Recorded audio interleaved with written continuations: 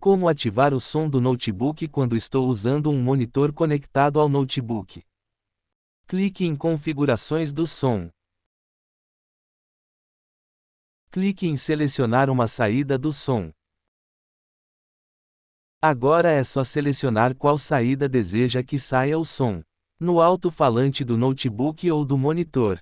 Caso não esteja saindo áudio, selecione a saída do notebook. Curtiu a dica? Então, segue e compartilha.